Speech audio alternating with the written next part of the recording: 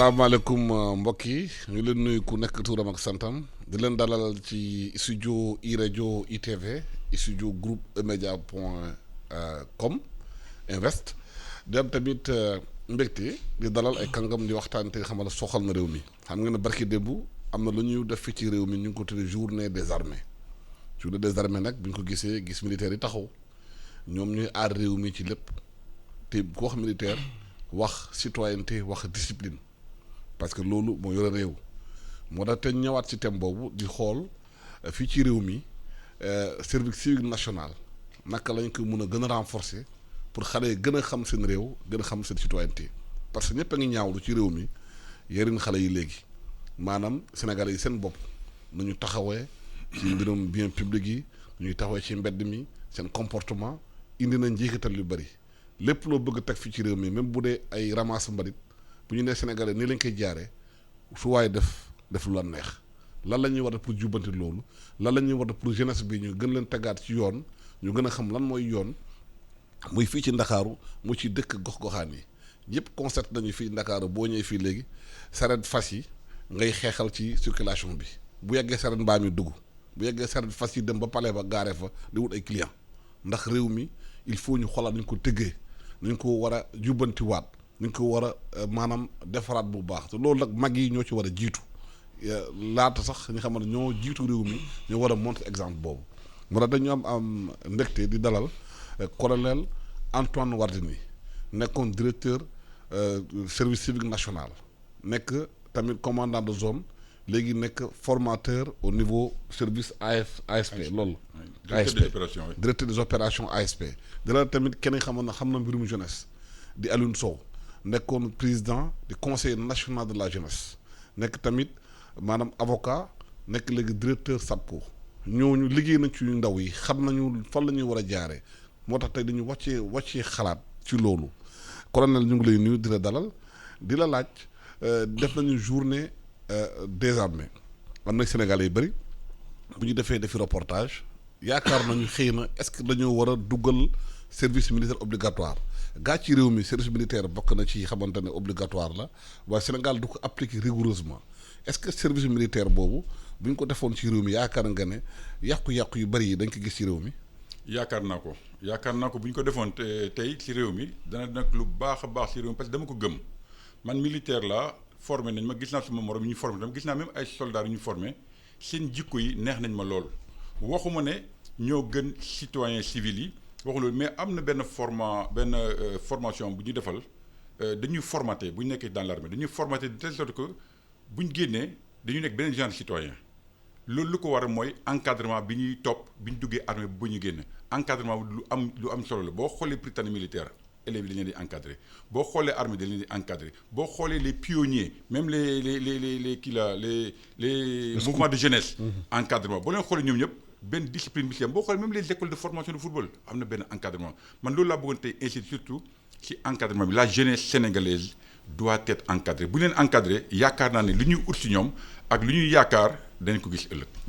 Aliou Sow nekkoon nga président du conseil national de la jeunesse gis nañu réew mi yenn saa du ñuy waxee acte de discipline bari na ci réew mi ci xale yi seen comportement yi yaakaar nga ne comme ni nit ñuy waxee même bu fekkee ne mënuñ appliquer rigoureusement service militaire obligatoire service civique national wala que mun a gën a yaatal ci réew mi.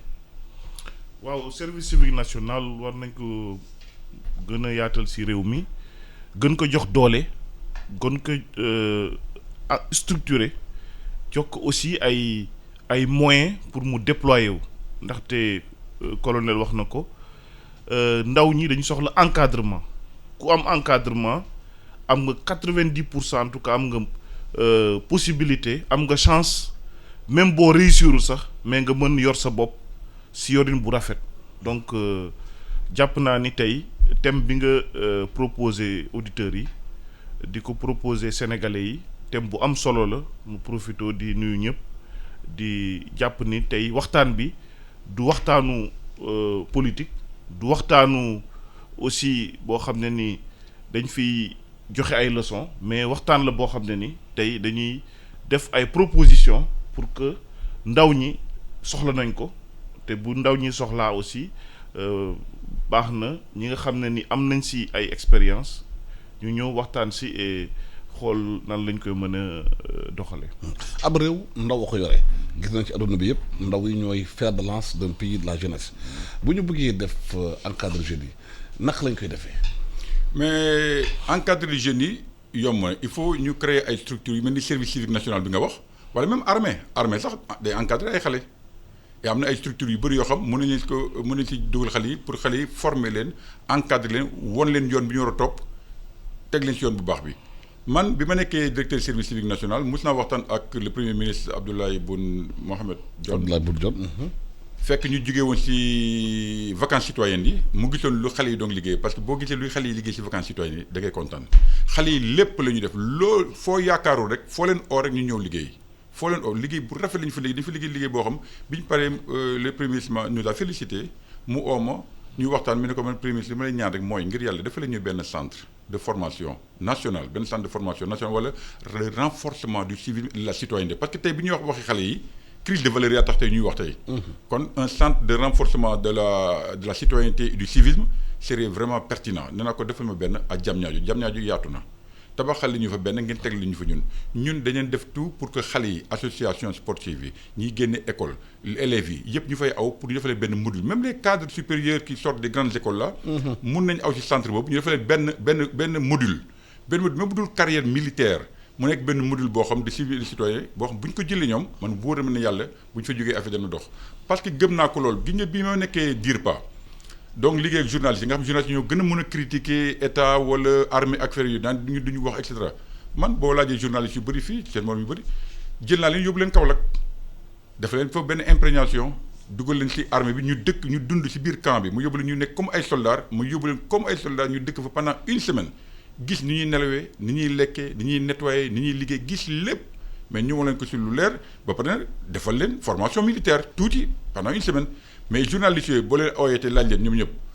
laaj leen ban impact la affaire am tamit lu baax la ci ñoom changer leen seen mentalité yee na leen te wóor na ma ne kon bu ñu defoon formation militaire bi wala formation à travers le service civique national qui est également une composante de la défense nationale. bu ñu ko defoon tey wóor na ma ne xale yi dañ si jëlee lu bëri loo xam dana mën a dimbali Sénégal. mais justement wax nga sànq vacances citoyennes yi Sénégalais xalaat nañ vacances citoyennes yi au lieu ñu koy joxe orchestre di wër dëkk bi di dafay concert Sénégal département bu nekk am na pratiquement camp militaire. est-ce que vacances yi du ñu organiser xale yi pendant 3 mois de vacances yi ñóbbu leen ci camp bi di leen former di leen jàngal ay métiers pendant les 3 mois au moins plomberie menuiserie maanaam soudeur ak yooyu di def leen benn rigueur militaire xëy na wan leen sax lan mooy drapeau national wala lan mooy nañu traversé tali su ma mbokk yi Fuuta yi bu ñu jógee Fuuta ñëw Dakar xam lan mooy stop lan mooy feu rouge. loolu moom Alassane ànd naa seeg yow à 100%. yàgg naa ko wax te jël naa exemple yi chinois yi amoon naa benn xarit chinois mu ne ma ñoom pendant les vacances xale yi dañuy dem ci quartier passer fa seen vacances def fa formation militaire bu ñu demul itam armée moo ñëw ci école yi ñëw jàngal leen même fii au Sénégal boo xoolee amoon na bu njëkk li ñuy wax ay colonies de vacances si yomb rappel temps yi xale bu nekkee xale dañu doon jël ay colonies de vacances ñu yóbbu ñu pendant une semaine 2 mois 1 mois plutôt ñu nekk ak ay encadré gars yi ñuy jàngal lu bëri loolu moom lu am njëriñ la. wóor na ma ne yàlla bu ñu ko defoon Sénégal moom dana nekk lu baax man d'accord naa si lool ñu jël xale yi yóbbu leen ñu def formation yóbbu leen si camp yi ñu liggéey tuuti amoon naa tam Brésil am na dëkk yu bëri yoo xam ne dañuy def affaire bi service civique national wala service militaire ñu bëri dañu koy def amoon naa suma benn jardinier bu nekkoon au Brésil moom chaque 3 mois mu ne patron maa ngi dem damay def formation dem defi ñaari fan ñetti fan dellusiwaat Israël boo xoolee Israël c'est un petit pays qui est très puissant Israël ñëpp dañu def service militaire mais le même bu nekkul service militaire service civique national bi baax na man yaakaar naa ne daal war nañ ko xoolaat bu baax jéem a xool nu ñu ci dugalee xale yi pour xale yi mun a tekki mun a nekk ay citoyens responsables xamal seen dëkk lan moo baax ci seen dëkk lan lañ ko war a liggéeyee ak lan lañ si war a jàppee parce que dëkk bi tam après tout ñun ñëpp a ko bokk comme ni monsieur Sow waxee léegi du gouvernement bi rek wala du citoyen bi ñun ñëpp ñoo war a jóg jël affaire bi à bras le corps parce que fi mu nekk nii. jot nañu jug wax parce que crise bi fi mu nekk ni boo xoolee ndeysaan li xew ci géej gi ay Barça xama Barça et cetera affaire bi métti na loolu gouvernement bi nag mënut a def lépp loolu moom dëgg la wante ñun tam citoyen ku nekk am nga sa responsabilité muy xale yi muy parents yi muy ñëpp man daal yaakaar naa ne mën nañ si jug dëkk bi réyul mën nañ ko régler mën nañ ko liggéey yaakaar naa daal buñ continuer si waxtaan bi am na yeneen idées yoo xam mën nañ ko développer pour xool naka la ñuy dimbalee xale yi ñu dimbalee seen bopp dimbale Sénégal. monsieur Aliou Sow gis nañu Barça wala Barça xale yi dem ci géej. yenn saa sax bu ñuy dem xam nañu wóor na leen xëy duñ ñëw ba duñ ñaaw xale yi ndaw ba 15 ans fukki at ak juróom dugg ci géej gi ba ci gaañu est-ce que yaakaar nga ne bu formation militaire bi amoon ou bien formation civique bi am dinañu mën a moytu loolu xale daañu mën a métier am fu ñu jàpp parce que Sénégalais yi bëri nañu métier am na waaye problème bi mooy ñu mën a defar métier bi. ndaxte boo soxlaa menuisier bu baax problème nga am boo soxlaa plombier bu baax problème nga am maçon boo waxtaan ak moom jox ko sa kër laata mu la koy tabaxal da nga koy yóbbu tribunal naka la ñu mën a def pour organiser métier yooyu dans le cadre d'une formation civique ou militaire pour xale yi mën a parce que militaires yi camps yi am nañu camps yi bëri nañu ci Sénégal xëy na suba ba ngoon militaire dañuy toog ci camps yi am nañu xëy na jot pour téye xale yi. Alassane waxtaan bi man damay insister. ci formation ndaxte citoyen boo ko bëggee am il faut nga investir ci formation tàggat formation bi avant ñu yegg ci métier dañu war a former sénégalais bi ak sénégalaise bi ci conscience citoyenne boo xam ne ni dëkkam moo koy gënal lu ne tey boo xoolee américain li muy njëkk wone ni mooy il est fier d'être américain français bi il est fier d'être français ñun tamit sénégalais yi certes ndaw ñi gëm nañ seen dëkk bëgg nañ seen dëkk mais seeni regard seen xool toujours day porté wu vers l'extérieur or li ko mën a changer mooy en amont maanaam si njëlbeen ñu teel a jël en charge formation civique xale yi. mooy case des tout petits xale yi ndaw formation civique bi. renforcer ko ci école yi. formation civique ñu renforcer ko ci école yi am na ay cours d'éducation d'instruction civique yu doon am mais pour man loolu doyul. li colonel wax baax na ci dëkk ñuy jël en charge formation bi nga xam ne ni du nekk loo xam ne ni daf ma neex rek ma dem defi ko mais day leer ni njaboot bi. que ça soit ci kër yi ci école yi ci université yi boo tollee fii di nga dem subir formation bi ni formation boobu lan lañ ci namm mooy valeur ak règle yaa ngi wax sànq affaire circulation bi li ñu fay gis yaa ngi gis aussi comportement citoyen li ñu ciy gis mais loolu tey boo duggee ci régime militaire maanaam ñu instruction enrôlement militaire wala nga dugg service civique national waxuma la nag où on prend juste pour une semaine 2 semaines former la jox la attestation non dañ lay jël en charge de manière intégrale dugal la sur les règles militaires di nga gis ci wàllu discipline ci wàllu ponctualité ci wàllu assiduité ci wàllu respect aux règles de l'État si wàllu cër bi nga war a jox n'est-ce pas état dinañ ci gis ay changement di nga gis aussi changement si fierté d'appartenance parce que ñun dañu war a régler suñu question de fierté d'appartenance lan moo tax man nekk sénégalais gënal ma nekk leneen lan moo tax tekki Sénégal mu gënal ma dem tekki feneen loolu je pense que baax na ñu inculquer ko mais en amont doo xaar même garab doo xaar ba mu màgg bëgg a jubanti si bi muy sax noonu ngay commencer di ko encadrer beneen bi mooy Alassane am na loo xam ne ni tey dañ ko war a bàyyi xel bu baax a baax mooy la défense nationale. Absolument. day li wër Sénégal yépp ce sont des états nañ ma baal ci kàddu gi yu nekk en difficulté en termes de sécurité de leur territoire boo xoolee li xew Mali boo xoolee li ñu wër yépp tey dañu nekk ci zone d'insécurité mais tey buñ ñu songoon ñan ñoo war a taxaw pour défendre suñu réew mooy armée ndaw ñi la donc muy parti militaire ak parti service civique national jot na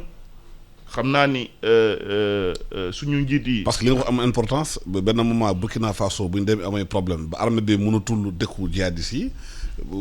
président dafa lancé appel à des volontaires balaa ñu egg foofu est-ce que déjà Sénégal war nañu mën a xool service boobu naka la ñu organiser def ci ay moyens parce que jëndal ay militaires ay armement yu bëri jëndal leen ay kii yu bëri day fekk nga am doole bi ko mën a téye est-ce que waruñu jëf ay moyens yu bëri renforcer le sécurité nationale def ci ay milliards parce que former jeunesse bi ak ay valeurs yi ñu war a am moo ëpp xaalis bi ñuy def xëy na ci yeneen secteurs yi te du am njeexital. Alassane man loolu d'accord naa si yow man moo tax may insister que ñu xool ban stratégie boo xam ne ni tey war nañ ko mën a allier entre défense nationale ak formation technique et professionnelle def loolu bu ñu ko jëlee dinañu permettre ñu régler question civique ñu créer conscience sociale bu bees beneen bi dinañ mën a tàggat ndaw ñi ci métier parce que ci biir armée li ñuy wax am na génie civil am na y a des corps de métier ñu former leen après bi li am solo mooy réew aussi dafa soxla défense tey bu ñu làmbee gis ni dëkk bi nooy na mën nañ ko dugg te dégg nañ terroriste li ñu wax seeni volonté mooy ñu egg Atlantique maanaam géej bi ñu mën koo yor loolu buñ ñu ñaanuñ ko yàlla mais bu te xam nañ nit day ñaaw njort day ñaaw njort donc jeunesse bi la ñu war a mobiliser man loolu boo xoolee si wàllu enseignement général léegi boo xoolee amatul trop njëriñ boo jëlee Google xale yi lépp lu ñu bëgg am ci information xam nañ ko laaj ñu changer waat suñu curricula d'enseignement parce que li ngay def 10 ans collège ak lycée soxlaatoo ko mën nañ réduire durée de kii leneen li ñu jël ko orienté ko. parce que loolu sax pandémie bi wane na ko bu fekkee dañu jël programme bi dépouiller ko def l'essentiel pour les enfants ils réussissent parce que en syndicat yi ñu ngi laaj léegi nguur gi ñu xoolaat programme bi parce que dañu sol xale yi xam ne yenn saa soxluñ ko. léegi ci apprentissage bu xale bi passé jàng lire ak bind li muy soxla rek mooy méthodologie nan lañ koy tàggatee pour bu bëggee xam dara walla bu bëggee def dara ban yoon lay jaar pour jot ci walla pour defar ko mu gën a rafet à part ça lépp bépp information boo soxla bu ñëwee ba Google wolof am na maanaam lépp loo soxla mu ngi ci cerveau mondial bi donc enjeu yi tey mooy formation métier maanaam jël nit ki téye ko tàggat ko ci savoir-faire loolu moo manqué dans nos pays. On prend combien de milliers de jeunes yóbbu leen université yóbbu la ci ay connaissances générales boo génnee à part wax ak démontrer amoo benn kii culture générale on forme des gens en culture générale soxlawuñu former ndaw ñi en culture générale dañu soxla former ndaw ñi en savoir-faire est-ce que mun nga démonter buntu bi est-ce que mun nga defar carreau bi est-ce que mun nga tabax beneen bi mooy colonel wax na ko mais l'enjeu militaire l'enjeu de sécurité mais c'est un enjeu de développement tey Sénégal lan moo tax au niveau international ñu respecté ko fu dëkk takk ñu ne woo leen soldats sénégalais yi même sur le plan économique loolu war nañ ko mën a jël comme identité au niveau international donc Alassane débat bi dafa nekk débat bu am solo pour notre génération ak génération yi di ñëw. colonel wax na sànq défi sécuritaire yi boo xoolee dëkk yi wër Sénégal yëpp Mali Burkina Faso Côte d'Ivoire Mauritanie Guinée-Bissau Guinée-Conakry même Gambie instabilité am na fa bu bëri te yooyu bu amee jihadistes yi dañuy profité prox ndollu mën a dugg est-ce que justement service civique militaire bi ak formation militaire bi ñu ko dugalu na jeunes yi daañu mën a xëy na préparer réew mi dara ba ñu bett. mais kooku moom ñu ngi ci jug ñu ngi ci liggéey parce que boo xoolee am na beneen volet boo xam foog naa évoqué guñ ko ba léegi mooy le volet ASP les agents de sécurité à la proximité ils sont 10 000 ils sont nombreux et ñu ngi fépp ñu ngi ci Sénégal gi yëpp gox goo dem village boo dem ba frontière ya da nga fekk ASP yi te ñoom c'est des volontaires comme le service civil national c'est des volontaires mais ñoom ñu ngi fépp te ñoom boo xoolee ci ASP yi dafa am ay anciens militaires am ay anciens gendarmes am ay civils am ay anciens ouvriers toutes les spécialités même des gens de l'université ay master sax am na si tous les diplômes sont au niveau de l'ASP ils sont partout. Depuis 7 ans ils sont en train de payer l'impôt du temps ñu ngi liggéeyal gouvernement bi de façon volontaire. ñooñu déjà c'est une alternative à cette affaire-là ñooñu boo xoolee dans les régions les plus éloignées lu xew ils nous rendent compte et ils font des actions de police avec la police et la gendarmerie. waaw mais au-delà des actions de sécurité. am na aussi formation bu ñu war a am. non dañu leen di former par exemple menuiserie métallique mécanique ak boo xoolee parce que soo gisee wala formation bi. nañu dañuy constater bu ñu doon tabax Diamniadio. 95% yi fa nekkoon ouvrier. du ñuy Sénégalais. mais xam nga sànq waxoon naa la ne affaire vacances citoyennes yi yéen di ngeen liggéey volet tintamarre bi folklore bi kooku politiciens yi la wante ñi nekkoon ak volontaires yi ci terrain bi di dëkk ak ñoom ci école yi di fanaan ak ñoom di nekk ak ñoom pendant toute la durée des vacances citoyennes ci àll bi ak ñoom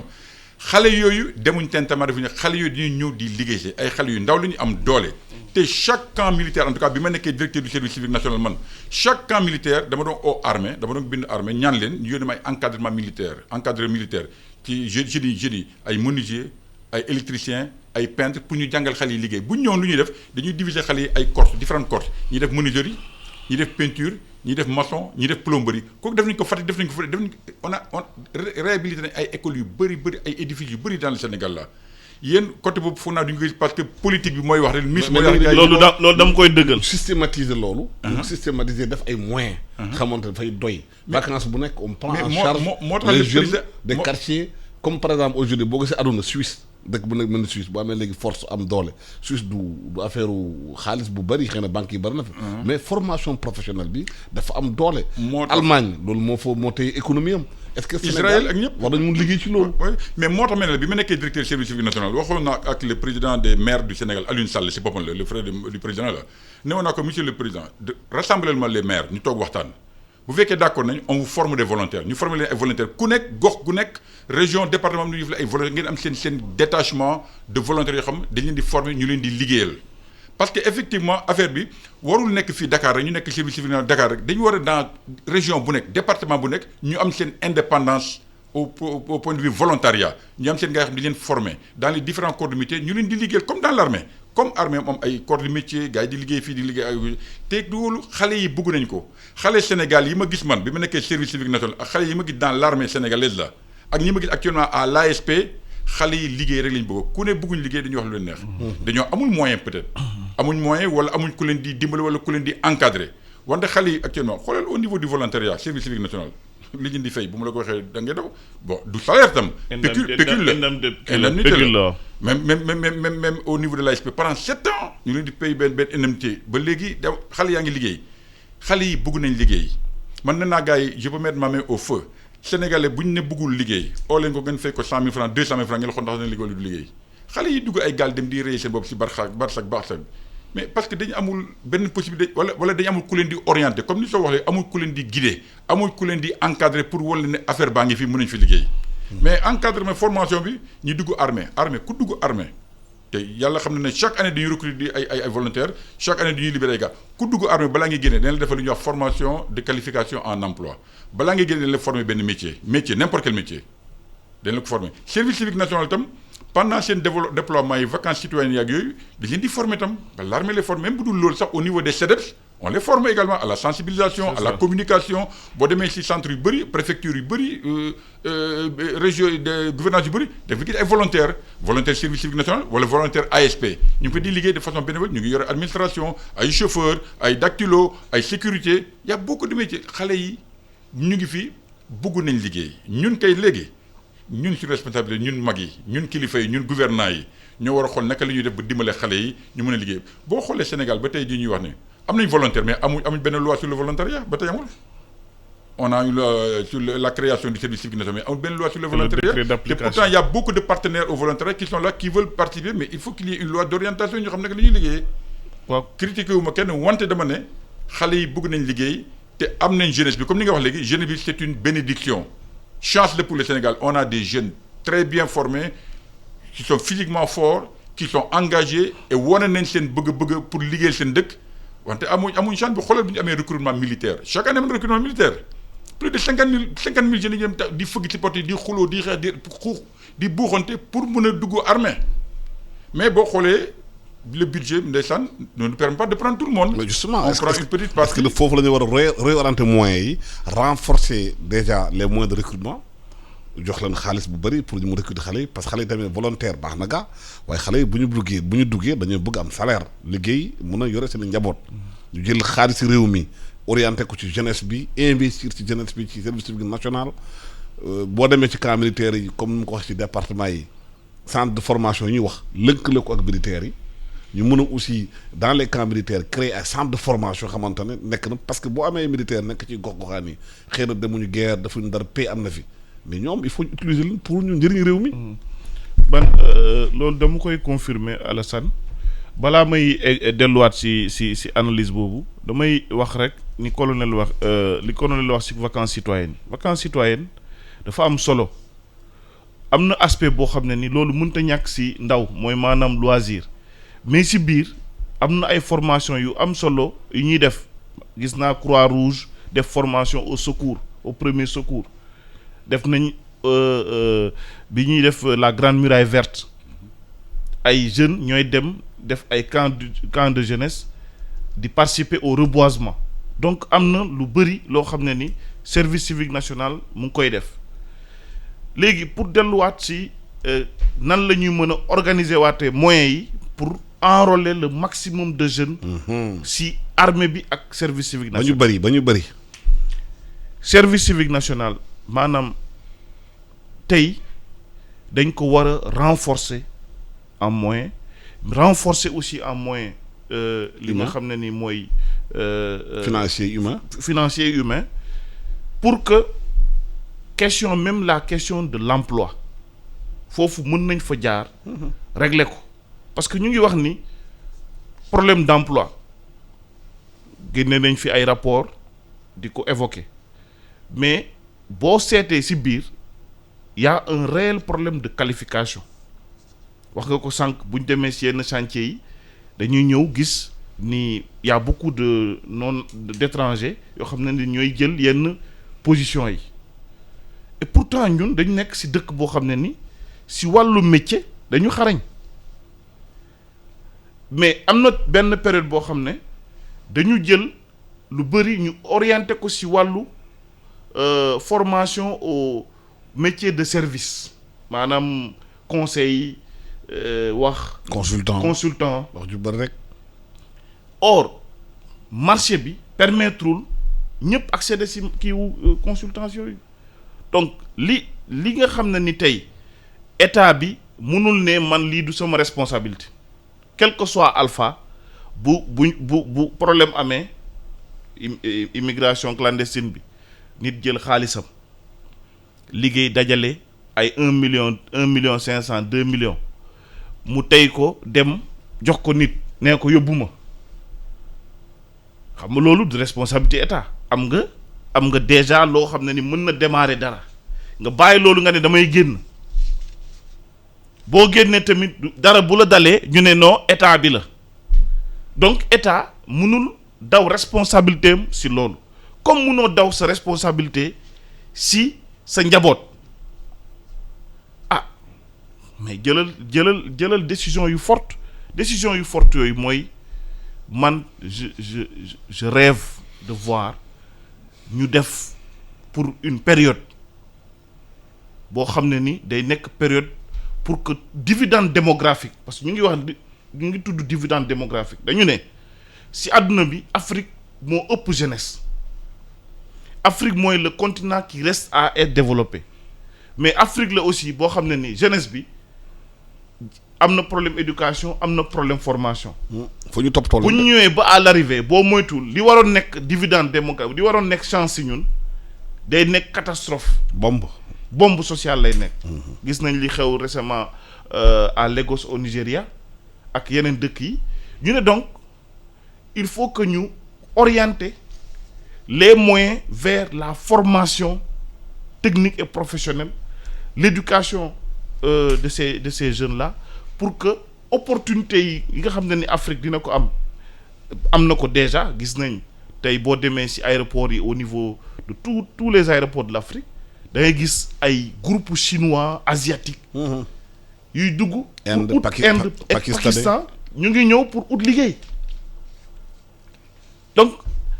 jeunesse Sénégal jeunesse africaine war na jàpp ni continent bi ëpp chance tey ci àdduna bi ci wàllu liggéey ci wàllu développement ci avenir mooy Afrique am na boroom xam-xam bu mag bu ko wax c'est le temps de l'Afrique am na ay chanteurs yu ko wax. est-ce que c'est It's time for Africa. Est-ce que c'est le temps des Africains? C'est le temps de l'Afrique. Maintenant, est-ce que c'est le temps des Africains? Ça, c'est la responsabilité de l'État, de nos États, mais c'est la responsabilité aussi de nos familles. Ñu ngi wax État. Premier responsable si askan wi mooy la famille, qui est la cellule de base de notre nation. Si biir famille yi baax na ñu décomplexer suñuy parents yi. nga xam ne nit ñu naan la diw de. bureau am na bureau. diw de muy xëy bureau. loolu la ñu war a boo xoolee bu baax a baax tey nga xool ci quartier chômeur bi du ko am métier chômeur bi mooy ki nga xam ne ni def na master walla doctorat toog ci bopp koñ bi teg ataaya. dina am jënd journal di critiquer parce que. À part ça, qu'est-ce qu'il sait faire? Ou bien dem internet, WhatsApp, Facebook. Donc baax na famille yi ñu décomplexer leen ci wàllu métier ñu xam ne ni xale après un certain âge bu mënee jàng mënee lire écrire ñu mën koo tàggat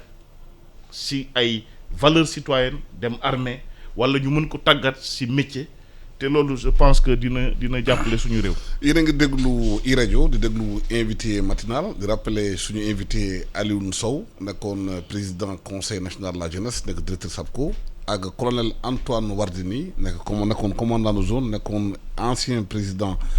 du service civique national colonel nee na sànq boo demee ci aéroport yi da nga fekk asiatique yi nekk foofu fekk chinois yi fekk Inde yi Bangladesh yi ñëw Afrique di wut ci liggéey mais ñoom seen réew da leen di former. bu ñu xarañ ba exporté lañu dem wuti liggéey lan mooy responsabilité état bi ci ndaw yi ci formation ndaw yi surtout formation professionnelle surtout que gis nañu militaires yi comme ni ñu ko waxee am na corps de métier yëpp am na Sénégal génie militaire mun na tabax ay tali mun na tabax ay pont mun na tabax ay piste mais lu ñu gis mooy sociétés yi étrangers la ñuy jox ay marché yi ngande ay milliards alors que bu ñu joxoon suñu militaires yi xëy na 5 milliards ñu defal ñu ci ay autoroutes nga xamante ne réew mi yëpp war ko. li waral loolu leen daal Alassane leen laa la mën a wax xam naa ne sa débat bi maa ngi la siy sant bu baax te di lay ñaan nga dolli débat bi niñ ko continuer ay fan ak yeneen. incha allah gis nga affaire bi bu kenn nax sa bopp dëkk bi Sénégal gi kenn du ko defar ku dul Sénégalais yi amul français amul américain amul asiatique ñii ñëpp dañuy ñëw comme ni soo wax li dañuy ñëw di ut di yóbbu mais ñun même buñ xamul dara même buñ mënul dara laa la wax nañ def apprentissage nañ jàng Brésil man bi ma fa demee gis gars yi ñu développé dama tiit. may laaj sama gars yi yéen nu ngeen def ba développé ñu ne ma ñoom daal seen dëkk moo leen yóbbu ñu jàngi mooy li nga wax léegi yóbbu la ñu jàngi ñibbi si mu encadré leen joli moyens yi encadré leen gars yi liggéey. loolu la japonais yi def loolu la chinois chinois yi yi def moom la naka lañ tabaxee Corée du Sud Corée du Sud était l'un des pays bu gën a pauvre si àddina bi dégg naa même Sierra Leone dañ ko doon may mu lekk. waaw léegi nuñ def Samsung. yéegal seen affaire yi jël pelle yaag pêche yi commencé liggéey di ñefe. nit di gis leen di leen dimbale nànk-nànk ndimbal si loxo boppam la fekk. doo fi toog rek foog ne affaire day bureau ça ne sert à rien bon je ne critique pas jàng bi baax na wante ñëpp mënuñ jàng ba dem ay master dafa am ñoo xam dañu dem master dafa am une pyramide il faut la respecter xam dañuy jàng fii am ñi ay ouvrier am ñi ay spécialiste ku nekk liggéey ñu jàpp ci affaire yi Sénégal gi vraiment liggéey ko yomb na lool mais il faut ñu spécialisé xale yi ñu jël leen jox leen ñu liggéey lan la gouvernement war a def marché yi ñu jox à gauche à droite yëpp mais nañ def un transfert de technologie au moins même bu ñu xamul rek ñoo jàng boog tuuti Brésil boo xoolee usines yu bëri Brésil lañ ko samp fa lañ koy liggéey même bu ñu ko jëndee à l'étranger fa lañ koy samp fa lañ koy liggéeyee ñun fii dañuy jënd dañuy consommer rek dañuy jox ñuy lekk rek dañuy jox ñu jox xoolee ñaata oto am Sénégal toujours dama koy wax nit ñi. mais nag xoolee ñaata oto am Sénégal. ñaata oto am Dakar kenn mënut a xool ñaata milliards yu oto moo am Sénégal oto bu nekk dana jar 10 millions 20 millions. xaalis bépp Sénégal mu ngi koy jox bitim réew ñoom ñuy liggéey ñuy toog di xaar ñoom ñuy jox ñuy consommer rek di leen jox ñuy liggéey mais ñun am nañu ay jeunes xale yi am na ñoo xam te am na oto am na oto yu circulé Sénégal. mais boo demee bitim réew. du daw foofu. mais France 4x4 doo daw kenn du dawal 4x4 foofu ndax mu géré. bu ñu waree delluwaat si dox bi. ak mbaam yi sax nañ delluwaat nañ def dañ ne bu ñu science gi bu ñu xiifee moom laa gars yi aide bi ñuy jox ne moo ñuy gën a rey nag day tax ñu gën a tayal bu ñu xiifoon dëgg daañuy réfléchir duñ dee dañ trouver ay moyens il faut que ñu liggéeyal Sénégal gi li ma la bëggoon wax mooy armée am na benn concept bu ñuy wax armée nation boo xam ñun depuis le départ depuis indépendance depuis après armée ba tey ñun moom la ñuy joué c'est armée républicaine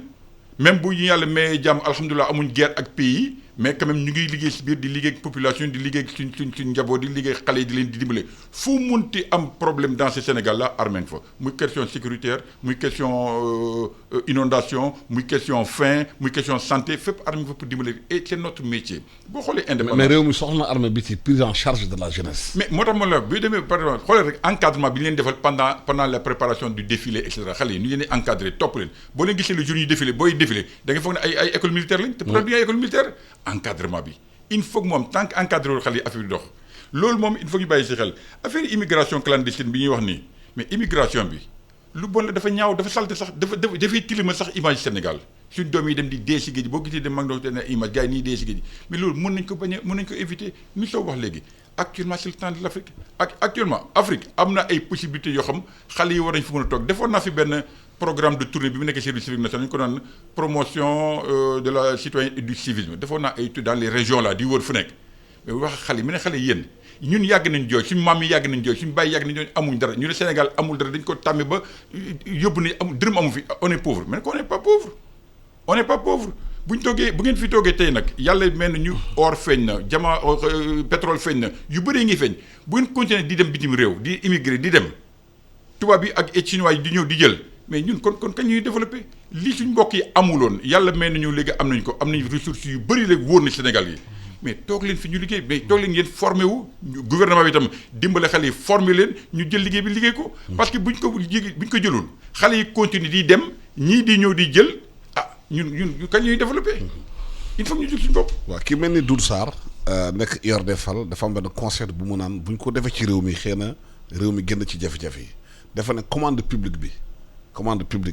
gouvernement def ay milliards la dañ ko war a di ko jox entreprise sénégalaise yi en priorité ki bëgg a liggéey Sénégal soo ñëwee boo lëkkaloog entreprise sénégalaise commande publique bi doo am marché ñu développer entreprise yi développer PME PMI TPI xale yi mun a am liggéey parce que fekkee ne commande publique dañ koy jox ci étrangère ñu koy liggéey di rapatrier xaalis bi du des ci réew mi loolu décision état la parce que dafa ne ay ARMP DCMP yooyu yëpp day yàq liggéey bi rek nañ jox xale yi Sénégalais bu mun liggéey bi ñu woo ko ne ko jox na la loo bi liggéeyal mais nag contrepartie bi jëlee Sénégalais yi nga formé luñ ci loolu est-ce que jarul souveraineté boobu fa la nekk. bon Alassane man si wàllu marché yi kuy waxal yàlla sénégalais entreprise yu bëri ñu ngi am ay marché fii si Sénégal. mais da nga gis entreprise ñu ne ko sénégalaise la ci droit waaye koppar yi nekk sénégalais moom. waaw xam nga. xam yooyu naxambaay bi. fa la jógee waaw xam nga problème bi Sénégal dafa bokk ci environnement des affaires boo xam ne ni sur le plan multilatéral dañu bokk ci ay kuréel yu tënk ay règles. banque mondiale FMI affaire yooyu. banque mondiale donc capitalisme démocratique tax na fokk nit ñi ubbeeku. mais exemple am nañ ko Trump war na Amérique fës Sénégal. waaw nationaliste maintenant Sénégal fës surtout maintenant pour man xam nga tey boo xoolee bu baax. fu ñuy xaar entreprise sénégalaise les industries sénégalaises mooy ci innovation ak créativité suñu wàllu positionnement d'affaires wax nga ko loolu am na solo loolu baax nañu xool nan la ñuy garder business bi mu des am loo xam ne ni du génn loolu baax na colonel wax na ko transfert de technologie nit ñi bu ñu ñëwee bon am na financement yoo xam ne nag noonu la tënkee maanaam réew bi financé moo lay financé moom mais moo lay jox ay entreprise seen réew. mooy ñëw liggéey mais obligation nga jël financement boobu. façon financement la obligation la man yor naa sama xaalis bëgg naa la jàppale mais si samay entreprise réew laay jaar pour liggéey li nga soxla loolu modalité la mais li gën a am solo tey mooy nga bañ loolu. naan man sama réew nii lay dox Sénégal am nañ intelligence boo xam ne nit ñi bu ñu leen accompagner ñu ngi koy def y a des mécanismes qui sont là mais man si samay analyse tey par rapport ak question bi ngay poser noonu mooy nañ fexe ba ñu renforcer suñu dispositif en matière de formation am na fi ay kuréel yoo xam ne ni ñu ngi jàppale nit ñi ci formation mais baax na comme thème bi mooy service civique national ñu xool si dans le domaine du service civique national nan la ñuy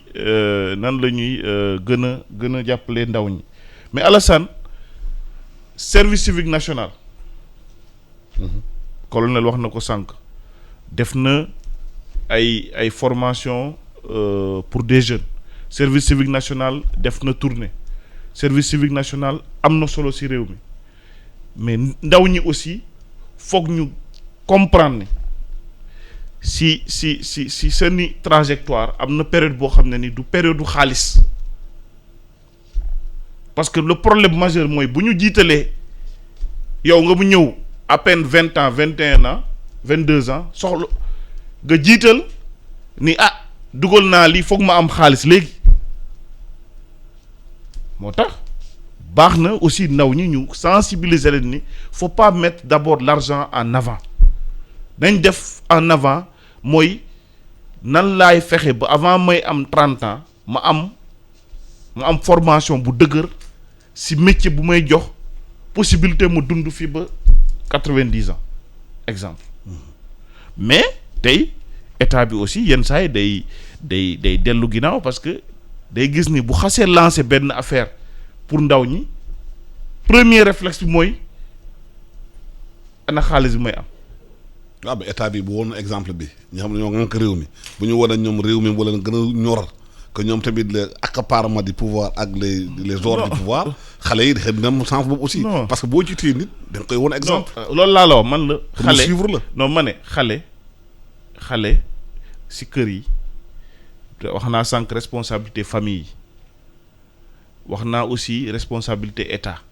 mais comme xale yi ñoom ñoo nekk si âge u jàng da ngay nangu nekk ndongo daara am na période boo xam ne ni mënoo si nekk c'est même à la limite un peu compliqué nga yeewu amoo passé wu yenn trajectoire yi sax tu rêves tout de suite d'avoir des milliards xëy na peut-être am na. loolu dafa am lu ko war tam. dafa am lu ko war tam. loolu nag dafa am lu ko war tam. gaa yi ko war a de gaa yi il faut tam ñu wax il faut ñu xam lan lañ bëgg quelles sont nos priorités il faut ñu xam lu leer. luy priorité parce que tam li muy wax ni baax na c'est vrai. wante xale yi itam duñ fi toog ne du xaalis damay jàng xale yi dañ sonn askan bi dañ sonn nit dañ sonn amuñ lu ñuy lekk amuñ lu ñuy naan loolu dafa métti boo fi nekk naan damay xalaat formation et cetera. ils ont besoin de rêver aussi. ils ont besoin de rêver te moo tax service civique national.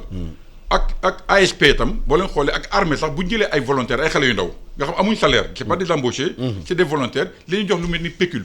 c'est pour garder leur dignité au moins. pour les rendre un peu responsables. moom laa doon wax benn gars yi yàlla mais nag ki nga nos dirigeants là kii day nekk ministre nekk maire nekk président directeur général mais nekk les différentes fonctions là bu ñu ko jëloon benn bi rek. ñu tas ko def ko ay pécule de 50 000 20 000 francs. ay yu bëri lañ pour jox ko xale yi. il faut que xale yi sentir ne si affaire bi lañ bokk. parce que tant que sentir ne si lañ bokk day métti parce que xale yi dem di dem bar sabar kekk dañ amul leneen. mais bu ñu leen joxoon tuuti te bàyyi cumul de fonctions yi man maa ko wax. war di ni cumul de fonctions yi ngir yàlla. du yoon nañ koy doomu Sénégal benn liggéey la war mun a am. si yoon bàyyi moromam mu jël yeneen. mais bu nga nekk ministre nekk maire nekk député nekk li loolu c'est pas normal parce que un Sénégalais gisoo benn Sénégalais buy mën a cumuler 3 fonctions def ko correctement benn liggéey sax def ko sax correctement dafay métti. yore ñetti juróomi nañ ko tas affaire yi joxe ay pécule jël comme ni nga waxoon léegi jël xale yi dans les départements dans les régions def fa ay cohortes de volontaires di leen jox ay pécule xale yi liggéeyal seen dëkk. xale bu dëkk Kaolack dina bëgg liggéey waa Kaolack gis ko mu tiitaru foo ne man fi laa bokk fierté cette fierté là tant que cultivé wuñ ko au Sénégal tant que Sénégalais bi booy bi xamul ne man maa moom lii maa def lii man Sénégal laa fi la dëkk tant que amul cette fierté là di xool bitim di xool ñee rek seen éducation ak seen culture duñu avancer moom. il faut qu'on développe un modèle sénégalais. il faut qu'on développe fierté d'appartenance boobu wax naa ko mais xam nga. important man am na côté boo xam ne ni d'accord ma c'est pas ñiy jël gaal gi du ñoo xam ne ni amuñu 100 francs dégg nga ne ñu reportage yi nit di jël nit espoir aussi non ma ne seen yoon espoir am na mais problème bi mooy c'est dans la conscience forme ça nit mën na yor million toog ci réew mi développé ba am dara nga gis koo xam ne ni keneen yor na million xelam kii am ma esprit am dëgërul pour mu toog fi liggéey. man damay jox benn exemple encadrement bi ñu wax moom la je dis encadrement bi. non je dis encadrement bi c'est bon. peut-être que bon man sur la question parce que yenn saa man sur la question du cumul. colonel je suis pas d'accord parce que même en France aux États-Unis di nga gis nit mu nekk yor ñaari fonction loolu c'est pas un problème. non yenn saa jeunes yi le problème lu ñu gis réew mi di fonctionner. non le problème di fonctionner. gis ñi nekk ci nguur gi accaparé wu. non di passer affaire yi. dañuy naan bu ma toogee fii man. à quoi ça va servir des fois. moi je ne prends pas ça comme ça. mën nañu ko gisee noonu ñoom. man damay joxe suñu exemple. on a une génération boo xam ne musuñu génn pour jàngi bitim réew. fii lañ defee primaire collège lycée ba université def fi ay concours liggéey. di dem bitim réew di ñëwaat di am teraanga foofu di am teraanga fii. mais ñu jàngul ñii. non ma ne même non gis naa aussi ñoo xam ne ni. perdal jànguñu école bi jànguñu. kenn du la jël en charge non ma ne gis naa ñoo xam ne ni. on a des exemples de réussite dans ce pays là ñoo xam ne ni daara lañ jaar jànguñu école. waaye bariwul de. ñu ngi ay nekk ay patron d'entreprise. il faut ñokk ko. gis nañ aussi des gens yoo xam ne ni non c'est-à-dire tey comme on est en train d'indexer. L'apprentissage en tout cas l'encadrement des jeunes dama ne ndaw boo bëggee baax boo bëggee ñu tàggat la yow da nga war a nangu ndaw ñi dañ toll ci période boo xam ne ni amul débat ndaw ñi dañu war a nangu ñu jël leen en charge. encadrer leen. voilà ça je suis d'accord là je suis d'accord. nangu nag nangu moo lay may nga gis. le foo ñu waxtaan ak ndaw yi nangu boobu am na. foo ñu mel xel nangu bi wax nii c'est important nangu bi important. mais foo ñu déglu leen boo gisee recrutement ñëppay dem pour duggee armée. foo ñu déglu xale yi xam dafa laaj ñu déglu xale yi. déglu leen baax waxtaan ak ñoom. parce que waxtaan ak xale yi du toog fale di décider rek mooy rencontrer xale yi waxtaan ñu xam lan la ñuy bëgg. mooy lu kenn mooy aspiration interne. liñ doon wax sànq wax nga ci biir débat bi Sénégal président benn jour génn benn communiqué nee na à 300 milliards ay auto administration. mais 300 milliards am ëpp budget DER. bu ñu defoon fonds 300 milliards pour l'emploi des jeunes formation des jeunes tas ko ci région yëpp cas militaires yi ñu am ay centre de formation foofu xëy na dañuy jàngal xale yi métier bu ñu mën a tàggat seen bopp et puis indi à chef d'entreprise ñu créer entreprise emploi jeunes yi. en tout cas lu ñu mën ci defal xale yi te laajuñu xale yi boolewul leen ci waxtaan ñoo ak ñoom. c'est comme jeter ça dans loolu la ça ne sert à rien parce que dañu yaakaar ne lii moo baax alors que du loolu lañ soxla. xale yi il faut nga waxtaan ak ñoom du ñu am ay problème fi mu nekk nii ay problème culturel comme ni wax léegi il faut ñu conscientiser xale yi il faut ñu xelal leen pour ñu xam lan la ñu war a naka la ñu war a réussir naka fa la ñu war a aw ñu jël xaalis di joxe naan aide économique non quand c'est un problème structurel un problème culturel il faut agir de façon culturelle. c'est ça dans les familles. sensibiliser les familles sensibiliser les gens ñu liggéey ñu orienter mais gi nga xale yi Sénégal yi dama lay wax ne la solution est très facile man dama ko gëm ne c'est facile. nañ jël xale yi dans tous les départements dans toutes les régions nañ leen def en sorte qu'ils soient fiers et qu'ils se sentent impliqués dans la ñu jox leen ay centres de formation comme ni wax sànq centre de formation ñu encadrer leen di leen di liggéeyloo mais c'est très facile xale yi liggéey. kon am na ñu xalaat sax ñu xalaat Sénégal bari na retraité mën nañu gën njëriñu réew mi retraité Sénégal yi am nañu métier bu nekk liggéey nañ ko. xam nañ ko bu ñu créé ay centre même dans les quartiers. qu'on appelle l'école des anciens. où chaque week-end ñu jël xale yi. duggal leen ci école yi ku nekk ñëw raconter expérience am. mun naa juree vocation. moom laa leer le modèle sénégalais qu'on doit créer ce modèle il faut qu'on crée un modèle sénégalais. bu fekkee ñun mënuñ def ni tubaab bi nekk nañ ministre nekk nañ député mais bu ñu leen copier ñun nañ xool quels sont nos réels parce que le contexte est différent. ñun dañoo sonn dañoo xiif dañu war a développer ñee dépassé nañ suñu phase ba pare bu ñu bëggee copier du ñu arrivé mukk nañ démarrer à zéro nañ recommencer def nank xool lan ñu war a def ku nekk ñu jox la benn affaire jàppal fii conscientiser gars yi xale yi yëpp ak mag yi yëpp ñëpp jàpp ci ndax ñu mën a avancer. l'école des anciens que les gens proposent mooy ci quartier yi boo dem Dakar da nga fekk ay vieux retraités ils ont fait beaucoup de métiers ñu nekk universitaire ñu nekk ay aviateurs ñu nekk ay mécaniciens ñu nekkoon ay ingénieurs te ñoom volontaires lañu ils sont prêts peut-être à aider le pays sans rien bu leen jëloo ci quartier gi ay centre de formation ou bien ay centre même d'écoute et de motivation des jeunes ñu ni xale yi week-end bu nañu nekk kër bu nekk da ngay sa ñaari doom dina yónnu école bi force sax entre guillemets ñu waxtaan ak xale yi. waaw loolu du participer sur la motivation sur. loolu yëpp volontariat la. loolu yëpp volontariat la xam nga. mais anciens yi retraités yi am na njëriñ ci réew mi. waaw loolu yëpp volontariat la mais xam nga dañ nekk société boo xam ne ni bu ñu interroger toujours état nañ interroger suñuy conscience sociale. interroger suñu manière de voir le monde interroger suñuy pratique tey premier réflexe mooy nit ki bu demee retraite mooy dañ koy tegal banc wala mu tegal boppam banc. il faut les organiser. non c'est-à-dire loolu état mënu ci dara état bi li mu. mën na impulser c'est-à-dire mën na ko impulser mais baax na dans les familles gis naa man j'ai vu ñoo xam ne ni. dañ ne retraite naa mais du ma toog dinaa fexe ba transférer li ma xam. connaissance si ndaw ñi dinaa leen organiser nga gis ñoo xam ne ni dañuy continuer di dem di ut ay opportunités di liggéey mais idée bu mel noonu je pense que mën nañ ko jël pour renforcer la lutte contre par exemple le phénomène de l'illettrisme. gis naa aux États-Unis amoon na benn institution nationale de lutte contre l'illettrisme maanaam tey ay retraités yoo xam ne ni defuñu dara ñu ngi toog war nañ mën a jóg organiser wu naan ñun de si suñu journée den nañ benn heure ou 2 heures pour. jàngal xale yi wala jàngal ñoo xam ne ni. mënuñu lire. tey yaa ngi wax sànq problème mu ñii di dawal saret yi bu ñu wàccee bu dee nit ñi organiser wu nañ. heure bu ñu liggéeyee ba wàcc war nañ mën a ut comme les écoles de formation de Daaray Sembène dem naa visiter école bi centre bi nga xam ne ni moom moo am Thiès ay chauffeur ay mag yoo xam ne ni musuñu xam bind ak lire Daaray Sembène lañ leen jàngalee bind ak lire. donc tey suñu société moo war a inventer wu ay.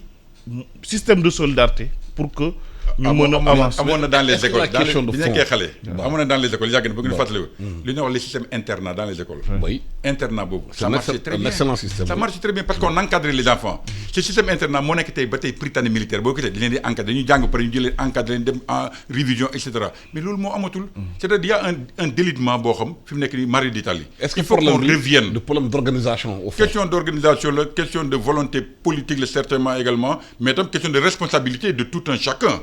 affaire bi du gouvernement bi rek ñëpp ci war a jóg. affaire yi dañu war a jóg ñu wax dëgg ñu toog waxtaan. même man nee naa wax naa suma sœur qui est maire de Dakar la nee naa ko yéen seen conseils municipaux yooyu la dama bëgg ñëw toog bokk participer wax ñu ne non on peut t'inviter mais doo wax mais dama bëgg a wax man parce que nous sommes les administrés. on a droit à la parole mooy li nga doon wax léegi. absolument munoo ma defal dara te ma du ma wax li muy bëgg a. loo ma munti defal karaleel ma fi daleel ma fi te soxla ma ko man fi ñu nekk nii xale yi dafa am ay béaba yoo xam il faut ñu régler ko balaa ñu leen di conscientiser balaa ñu lay déglu xale yi. crise de valeur boo fi am crise de confiance boolootuñ kenn. fajal seen soxla wala loo munti wax duñ la faale. fi ne ku nekk ngay jéem a ut looy dundee ak looy dundalee si njaboot yi. jigéen yi def affaire yi prostitution yi si mbedd dafa foog ñu def leen neex neexu leen c'est que dañu amul dara. ñooñu ku leen joxoon liggéey 200 000 300 000 duñ dem si mbedd di def loolu. xale yi nekk si mbedd bi di yuuxu di saaga. mais choix la di oagib non du question choix de du question choix ñàkk pexe. colonel la non ci point boobu Sénégal am na benn moment. yal na ma yàlla baal te nu ñu baal xëy na bu ñu ma déggee wax ju rafet dañuy Ghanéen dañu bëri woon fii gisatoo Ghanéen Sénégal léegi ñëpp ñibbi nañu. parce que Ghana a été réorganisé remis sur les rails. non dem nañ liggéey gisatoo Ghanéen Sénégal. yal na ma yàlla baal ci loolu mais loolu tamit ab réew la parce que on les a demandé de rentrer dans le pays travailler. parce que le Ghana est devenu un pays émergent entre guillemets. Alassane waaw. amatul de. waaw da nga dëkkati gën a yéen fii Sénégal Alassane. na ma gën a baal Alassane man chaque fois que ma yeewu ay 5 heures 6 heures du matin gis suñu yaay yi suñu sœurs yi ñi nga xam ne ni ñu ngi dugg ci car rapide Ndiaga Ndiaye yi di dem di yóbbu pour jaay ay jën ay légumes di yendu ci marché yi ñii di waas ay jën di def di organiser wu. man jàpp naa ni choix boo soxla rek mën nga ko def leneen li man du ma si juger. waaw mais si tënk. jugé wuñu si tënk mooy. dañu constaté rek. voilà li si tënk mooy tey jeunesse bi certes état bi am na loo xam ne nii responsabilité am na wax naa ko nee naa comme état mënul dérobé wu nga def bañ a def à la fin de la journée dañ naan état bi. assumé. kon état bi bu assumer loolu jeunesse bi aussi nangu famille yi nangu parce que bon quelque part aussi pour un rien ñu naan non démocratie liberté affaire yi mais am na fu ñuy toll il faut que l'état exerce toute son autorité pour que lu mel ni ay jël ay gaal ça je pense qu'il y a toute une répression. Pandémie bi rek pandémie l'État a frappé. Oui, mais même pour ça. La réponse c'est pas la répression. Non, ça c'est le trafic. Non, je dis il faut l'État a la responsabilité d'assurer l'intégrité territoriale. Quand on a des frontières, ñun am nañ ay frontières nit ñi bu ñuy génn dañ lay wax ni booy génn Sénégal foo jëm. Quand tu vas à l'aéroport international Blaise Diagne, on dit Alassane foo jëm. Donne ton passeport donne ton billet d'avion indiqué foo jëm kuy génn Sénégal même booy jaar voie terrestre wala voie marine dañu war a xam foo jëm est-ce que fi nga jëm da nga ko di exposer sa dund. Donc sénégalais aussi côté boobu jeunesse bi faut pas que les gens pensent que je prends la pirogue je vais comme je veux. oui moi colonel temps bi jeex na temps bi ñu joxoon. en tout cas li neex na war nañu waxtaan léegi moom dañ ko bisaat. incha allah ñu leen di gërëm. Aliou Sow ancien directeur président ex-président du conseil national de la jeunesse directeur ASAFAPCO. colonel Antoine Wardini nekkoon ancien chef de service national civique.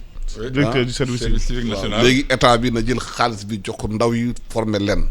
loolu mooy réew mi taf yëngal nañ ko bàyyi ci réew mi. ñeen doog jàmm.